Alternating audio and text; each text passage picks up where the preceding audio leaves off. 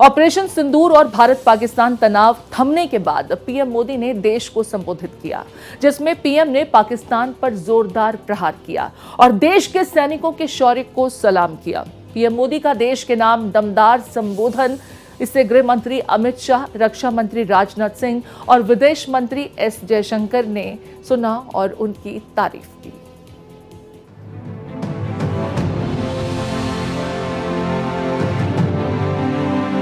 Operation सिंदूर के बाद पहली बार पीएम नरेंद्र मोदी ने देश को संबोधित किया। इस दौरान पीएम मोदी ने पाकिस्तान और आतंकवाद पर जमकर प्रहार किया और भारतीय जवानों का हौसला बढ़ाया। आतंक के खिलाफ आर पार की जंग को लेकर पीएम मोदी ने कहा कि ऑपरेशन सिंदूर न्याय की अखंड प्रतिज्ञा है। पीएम मोदी के ऑपरेशन सिंदूर पर देश के नाम संबोधन पर गृह मंत्री अमित शाह ने सोशल मीडिया एक्स पर पोस्ट किया, जिसमें उन्होंने लिखा है, प्रधानमंत्री नरेंद्र मोदी ने ऑपरेशन सिंदूर के माध्यम से भारत के दुश्मनों के लिए सीमा रेखा खींच दी, जिसमें हमारे सशस्त्र बलों ने पाकिस्तान में आतंकवाद की इमारत को ध्वस्त कर दिया। हमारे सशस्त्र बलों ने अपनी ताकत से पाकिस्तान को थर्रा दिया और आतंकवाद के लिए शून्य सहिष्णुता की नई परंपरा स्थापित की है। पीएम मोदी ने हमारे संकल्प को दोहराया है कि भारत उसी क्षण जवाबी हमला करेगा जब हमारे दुश्मन कोई गलती करने की हिम्मत करेंगे। वहीं पीएम मोदी के देश के नाम संबोधन पर रक्षा मंत्री राजनाथ सिंह ने भी सोशल मीडिया एक्स पर पोस्ट किया, जिसमें उन्होंने लिखा है कि राष्ट्र के नाम अपने संबोधन में प्रधानमंत्री नरेंद्र मोदी ने आतंकवाद के खिलाफ भारत की नीति को पूरी दुनिया के सामने बड़ी स्पष्टता और दृढ़ता के साथ रख दिया है। उनका संबोधन न सिर्फ भारत की भावना की अभिव्यक्ति है, बल्कि हमारे देश के सैन्य, कूटनीतिक और नैतिक बल की प्रस्तुति भी है। प्रधानमंत्री ने यह भी साफ कर दिया कि भविष्य में अगर पाकिस्तान से कभी बात होगी तो केवल आतंकवाद और पीओके पर ही बात होगी। वहीं ऑपरेशन सिंदूर पर पीएम मोदी के देश के नाम संबोधन पर विदेश मंत्री एस जयशंकर ने भी सोशल मीडिया एक्स पर पोस्ट किया है और पीएम के देश के नाम संबोधन को प्रेरणादायक बताया है। एस जयशंकर ने अपनी पोस्ट में लिखा, प्रधानमंत्री नरेंद्र मोदी द्वारा राष्ट्र के नाम एक प्रेरणादायक संबोधन। ऑपरेशन सिंदूर एक वादा पूरा हुआ, शक्ति से शांति, कर्म से शक्ति। पीएम मोदी ने साफ कर दिया है कि भारत पर आतंकी हमला हुआ तो अब मुंह तोड़ जवाब दिया जाएगा, अपने तरीके से अपनी शर्तों पर जवाब दिया जाएगा। हर उस जगह जाकर कठोर कार्रवाई होगी जहां से आतंकी जड़ें निकलती हैं। Bureau report, Bharat express. और मेरे साथ कुछ सहयोगी जुड़ गए हैं। दिल्ली से मोहित शुक्ला, जम्मू कश्मीर से रईस अहमद और विकास अब्रोल। पहले मोहित, आपका रुख करते हुए, प्रधानमंत्री नरेंद्र मोदी का संबोधन कल पूरे देश ने ही नहीं बल्कि मैं कहूंगी विश्व ने सुना और प्रधानमंत्री नरेंद्र मोदी ने एक बार फिर यह स्पष्ट कर दिया कि टेरर और टॉक एक साथ नहीं हो सकती। पाकिस्तान अगर चाहे कि उसे पानी मिले तो खून बहाना बंद करना होगा। प्रधानमंत्री नरेंद्र मोदी का संबोधन स्पष्ट था, सटीक था और जो संदेश देना चाहते थे वो संदेश पाकिस्तान को समझ आ चुका होगा। देखिए, पाकिस्तान को वैसे तो 65 के बाद से भारत का हर एक संदेश समझ में आ रहा है, भारत का हर एक मैसेज जिसको वो डिकोड बहुत आसानी से कर लेते हैं, लेकिन उसको वो थोड़ा सा स्वीकार नहीं कर पाते हैं। स्वीकार वो इस बार की हार भी नहीं कर पा रहे हैं। 65 में हारे, 71 में हारे, 99 में हारे, 2003 में सीज फायर तोड़ा और उसके बाद 2025 में भी वो बुरी तरीके से हारे हैं। लेकिन फेक नैरेटिव करने की जो फैक्ट्री पाकिस्तान में चल रही है, उसकी फ्रेंचाइजी पाकिस्तान के हर एक शहर के हर एक आदमी के पास ऐसा लग रहा है अब नजर आ रही है। पाकिस्तान का हर एक आदमी सेलिब्रेट तो ऐसे कर रहा है, घुटनों पर टेक कर। जिस पाकिस्तान ने भारत से सीज फायर के लिए गड़गड़ाया हो, वो पाकिस्तान आज कह रहा है कि आज हम जश्न मनाएंगे। तो प्रीति, एक बात समझनी पड़ेगी कि जश्न और जहालियत में बहुत अंतर होता है। पाकिस्तान जो कर रहा है वो जहालियत है। हिंदुस्तानी सेना ने जिस तरीके से घुस के मारा, वो सत्य, साहस, समर्पण की एक मिसाल है, जिसको अब साबित करने की वैसे जरूरत नहीं है। लेकिन हिंदुस्तान में कई बार ऐसा होता है कि जब से हम स्ट्राइक कर रहे हैं तब से आपने देखा होगा कि लोग सबूत भी मांगते आए हैं, सेना के साहस पर, शौर्य पर सवाल भी उठाए हैं। लेकिन अब ऐसा नहीं है, क्योंकि इस बार सबूत पाकिस्तान ने दिए हैं। लेकिन हाँ, इतना जरूर है कि सेना के साहस और एकता को सलाम करते हुए और शौर्य और वीरता को दिखाते हुए पूरे देश में आज से 10 दिनों तक तिरंगा यात्रा निकाली जाएगी। आप समझिए, संबित पात्रा हो, तरुण चुग हो, विनोद तावड़े हो, तीनों को इसका कोऑर्डिनेटर बनाया है। पूरे देश में तमाम बीजेपी के कार्यकर्ता, नेता, अभिनेता, इकाई लेवल, बूथ लेवल से लगाकर बड़े लेवल तक, सांसद हो, विधायक हो, पन्ना प्रमुख हो, बूथ कार्यकर्ता हो, हर एक आदमी को इसमें जोड़ा गया है। और आप समझिए कि महज बीजेपी के कार्यकर्ता ही नहीं, तमाम उसमें एनजीओ होंगे, तमाम कई सारे संगठन होंगे। इसके अलावा आप समझिए कि कई सारे विश्व बिरादरी के अलावा अगर हम बात करें,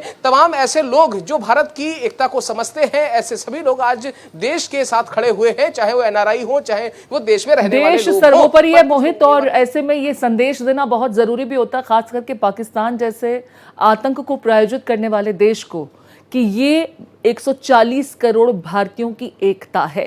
मैं लौटूंगी आपके पास, मेरे साथ रईस और विकास अब्रोल भी बने हुए। रईस, पहले आपका रुख करते हुए, कल प्रधानमंत्री नरेंद्र मोदी ने पहलगांव में जिस बर्बर तरीके से लोगों को मौत के घाट उतारा गया था उसका जिक्र किया, और उन्होंने सीधे तौर पर कहा कि ऐसे देश के साथ बातचीत नहीं हो सकती जो अपनी जमीन से आतंकवाद को पालता पोसता है, उसकी जड़ों में सींचने का काम करता है, आतंकवाद को प्रायोजित करता है। अगर पाकिस्तान को भारत के साथ कोई संबंध रखने हैं तो पहले उसे इस जड़ को खत्म करना होगा, खुद कार्रवाई करनी होगी, वरना टेरर टॉक, खून पानी, ये साथ साथ मुमकिन नहीं है। जी हाँ, बिल्कुल। जिस तरह से कल प्रधानमंत्री मोदी ने देश को संबोधित किया और कहा कि टेरर और टॉक्स जो है वो एक साथ नहीं हो सकती, ना ही ट्रेड और टेरर एक साथ हो सकता है, तो साफ स्पष्ट अल्फाजों में उन्होंने ये कह दिया है कि एक मैसेज पहुंचा दे पाकिस्तान को कि जो वो कर रहा है वो पूरी तरह से गलत है, और कहीं भी अगर वो आज से आगे अगर वो कुछ भी ऐसी हरकत करता है तो एक कड़ा जवाब जो है, एक कड़ा संदेश यहाँ से जाएगा, तो पूरी तरह से भारत फिर जो है वो हमला दावा बोल देगा पाकिस्तान पे। तो ये उन्होंने साफ कर दिया है, क्योंकि पाकिस्तान की नीति रही है, जब भी इस तरह के बड़े अटैक होते हैं, चाहे वो पठानकोट हो, उड़ी हो, फिर पुलवामा हो या फिर पहलगाम हो, तो उसके बाद वो जो सबूत मांगते हैं, मानने से इनकार करते हैं।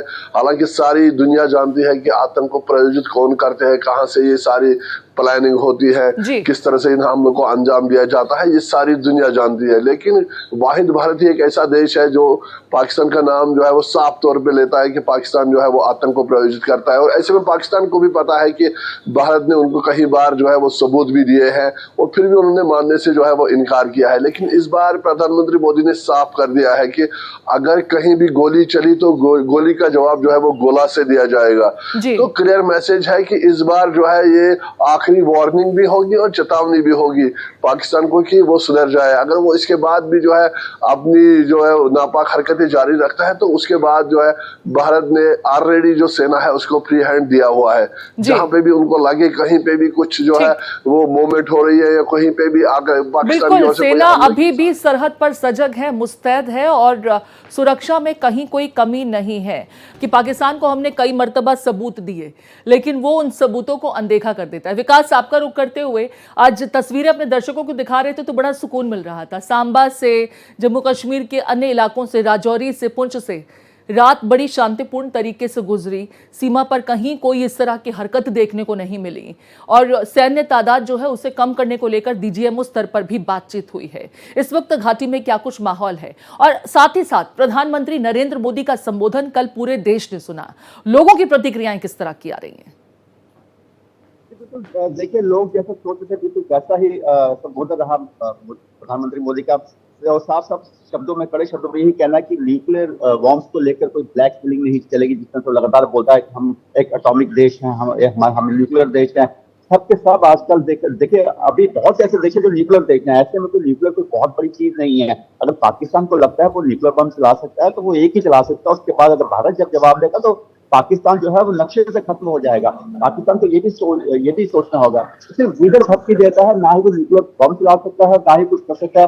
देखिए, ऐसी खबरें भी आ रही है कि पाकिस्तान का जो नूर खान बेस है वहां पे कुछ रेडियो एक्टिव मटेरियल जो है वो लीक हुआ, और ऐसे कुछ विदेश से, हम नाम नहीं लूंगा मैं, कंट्रीज का, वहां से कुछ ऐसे स्पेशलाइज पीपल आए हैं जो उसको कंट्रोल करने की कोशिश कर रहे हैं। देखिए, भारत ने बहुत स्ट्रीक और बहुत सोच समझ के हमले किए हैं और बहुत प्रिसाइज लोकेशंस पे किए हैं।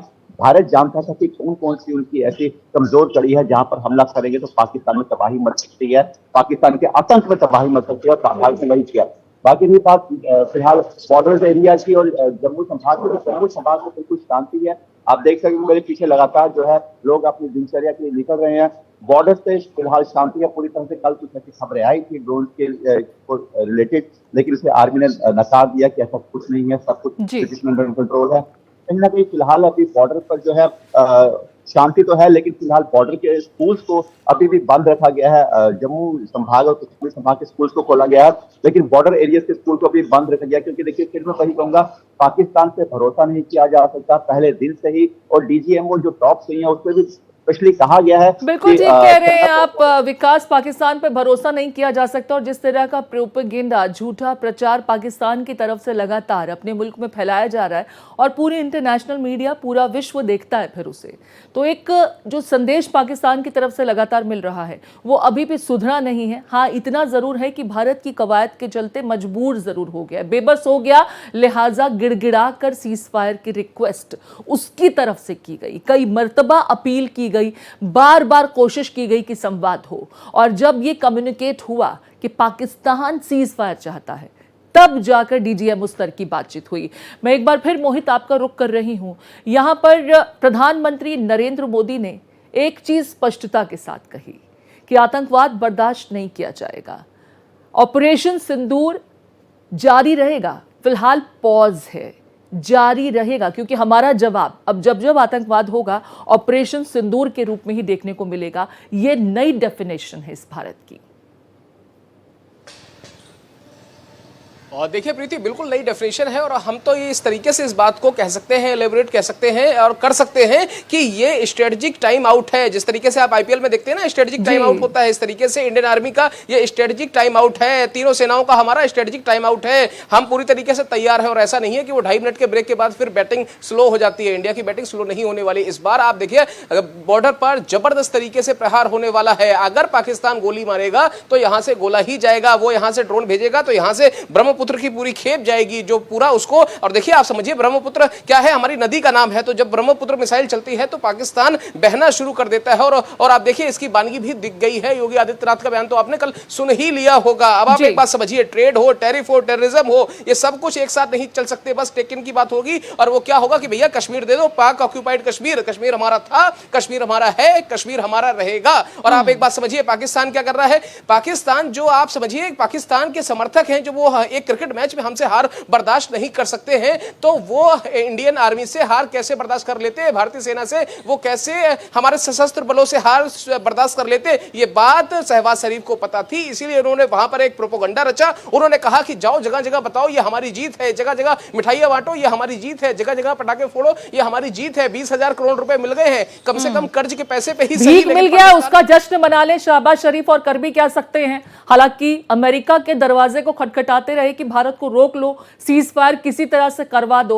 हालांकि अमेरिका का जिक्र हुआ है मोहित, तो मैं नाम डोनाल्ड ट्रंप का भी लेना चाहूंगी। कल प्रधानमंत्री नरेंद्र मोदी का रात 8 बजे जब संबोधन शुरू हो रहा था, उससे 50 मिनट पहले अचानक से ट्रंप का भी एक स्पीच सामने आता है, जिसमें वो फिर सीज फायर का क्रेडिट लेते नजर आए। उन्होंने कहा कि 2 न्यूक्लियर पावर देशों को जो टकराहट थी, जो न्यूक्लियर थ्रेट जो पूरे विश्व के सामने था, उसे हमने रुकवाया, क्रेडिट लेते नजर आए। हालांकि जब प्रधानमंत्री नरेंद्र मोदी का संबोधन हुआ तो सरप्राइजिंगली इसमें ना यूएस का जिक्र दिखा मुझे और ना डोनाल्ड ट्रंप का कहीं नाम। जानकारी से लेकर क्या कुछ कह रहे हैं?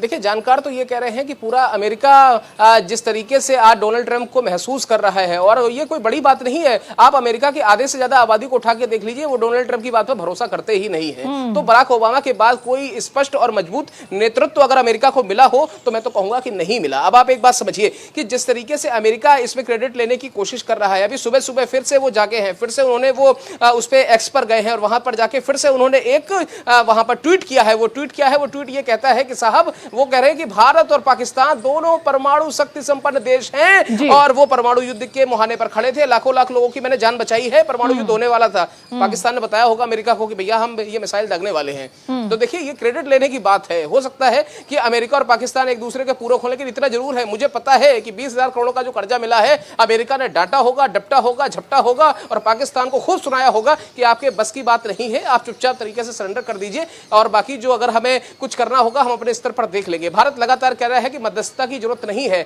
वो डोनाल्ड ट्रंप बता रहे हैं भारत और पाकिस्तान के जो कश्मीर का मामला है 1000 साल पुराना है। 1000 साल पहले पाकिस्तान की डिलीवरी कब हुई, पाकिस्तान कब बना और कब पाकिस्तान के अस्तित्व आया, आप समझिए। 55 करोड़ रुपए लेकर 14% की जमीन लेकर और अपनी मुफलिसी साथ लेकर पाकिस्तान में जिन्ना की जहालियत साथ लेकर जो पाकिस्तान पैदा हुआ है उसको 1000 साल, उसके कश्मीर के जो ऑक्यूपाइड कश्मीर है उसको बता रहे 1000 साल का मसला है। बिल्कुल, डोनाल्ड ट्रंप जम्मू कश्मीर के और पाकिस्तान के जो पीओके वाला हिस्सा है उस मुद्दे को कितना समझते हैं वो इनके स्टेटमेंट से तभी जाहिर हो गया था जब उन्होंने इस मुद्दे को 1000 साल पुराना कह दिया था। वो भारत पाकिस्तान के इतिहास को भी शायद समझते नहीं है, या उनके सलाहकार उन्हें जितना बता देते हैं, जितना वो समझ लेते हैं, उसी हिसाब से उनकी प्रतिक्रिया आती है। ऐसे में उनकी स्टेटमेंट की बहुत ज्यादा मायने नहीं लगाने चाहिए। जानकार ये भी कह रहे हैं। मैं लौटूंगी आपके पास रईस, एक बार फिर आपका रुख करते हुए, पहलगांव में जो हुआ उसका बदला ऑपरेशन सिंदूर के रूप में ले लिया गया, लेकिन अभी भी एनआईए की इन्वेस्टिगेशन ऑन गोइंग है। जानकारी ये मिल रही है कि हम यूएनएससी में जाकर के पाकिस्तान के विरुद्ध जितने साक्ष्य जुटाए गए हैं, जितने सबूत जुटाए गए हैं, वो सबके सामने रखने वाले हैं। पाकिस्तान को ऐसा नहीं है कि सीज़फायर हो गया तो हम एक्सपोज नहीं करेंगे। पाकिस्तान की असलियत हम लगातार सबूत देते रहे हैं, यूएनएससी में एक बार फिर जाहिर करने जा रहे हैं। जी हाँ, बिल्कुल। जिस तरह से पहलगाम अटैक हुआ है उसके बाद एनआईए ने जो है यहाँ पूरी इन्वेस्टिगेशन की, तमाम जो सुरक्षा एजेंसीज है उन्होंने सारे एविडेंसेस को कलेक्ट किया है और बिल्कुल ये केस जो है यूएनएससी यानी यूनाइटेड नेशन सिक्योरिटी काउंसिल में बिल्कुल पेश होगा। और जिस तरह से पाकिस्तान हर चीज को नकार रहा है, जब भी कोई बड़ा आतंकी हमला होता है तो उसके बाद पाकिस्तान जो है वो इन चीजों से नकारता है और बिल्कुल साफ इनकार करता है। तो यही वजह है कि भारत ने इस बार जो है ये अक़वाम मुत्तहिदा का सिक्योरिटी काउंसिल है वहां पे भी उठेगा। और इसके साथ साथ हम यहाँ पे देख पा रहे हैं कि जितने भी OGWs है, जो भी आतंकवादी है, उनके खिलाफ जो है वो कड़ी से कड़ी कार्रवाई जो है वो की जा रही है, ताकि बॉयसरन जैसा अटैक जो है वो दोबारा से आतंकवादी ना दोहरा सके। और यहाँ पे भी हम देख रहे हैं कि सुरक्षा कड़ी है हर जगह पे। हमने बॉयसरन के बाद गुलमर्ग में देखा, सोनमर्ग में देखा, श्रीनगर में देखा। 48 ऐसी टूरिस्ट डेस्टिनेशन है जिनको टेम्पोररी बंद रखा गया है और बाकी लगभग 87 डेस्टिनेशन में से 48 जो है वो बंद है और जो बाकी खुले हैं वहां पे कड़े सुरक्षा के बंदोबस्त जो है वो देखने को मिल रहे हैं। हालांकि इस वक्त यहाँ पर्यटकों की जो संख्या है वो बहुत कम है, लेकिन उम्मीद की जा रही है कि आने वाले 1-2 महीनों में जो है फिर से पहलगाम जो है एक चहल पहल होगी, गुलमर्ग में चहल पहल होगी और जो टूरिस्ट है, जो पर्यटक है वो दोबारा से घाटी का रुख करेंगे। लेकिन इसके ठीक है, वैसे भी अब सीजन आ चुका है, गर्मियों के मौसम में लोग पहाड़ों का रुख करते हैं और जम्मू कश्मीर तो जन्नत है। ऐसे में लोग जन्नत जाएंगे भी और मुमकिन है कि अब जो स्थितियां हैं लोग खुद को सुरक्षित पाएंगे, क्योंकि लगातार अब इंतजाम ऐसे किए गए हैं कि परिंदा भी पर ना मार सके और आतंकवाद दोबारा से अपना सर उठाने की कोशिश न कर सके। विकास, आपका रुख करते हुए, आज देश भर में कई जगहों पर तिरंगा यात्रा निकल रही है। जम्मू से कुछ इस तरह की खबरें, इस तरह का कुछ आयोजन जम्मू में भी होने वाला है। और जो स्कूल कॉलेजेस बंद थे उसको लेकर के क्या कुछ जानकारी, क्या अब स्कूल कॉलेज खोल दिए गए हैं, जिंदगी नॉर्मलसी की तरफ जैसा कि आप बता रहे थे लौट रही है, इसके बाबत क्या कुछ जानकारी?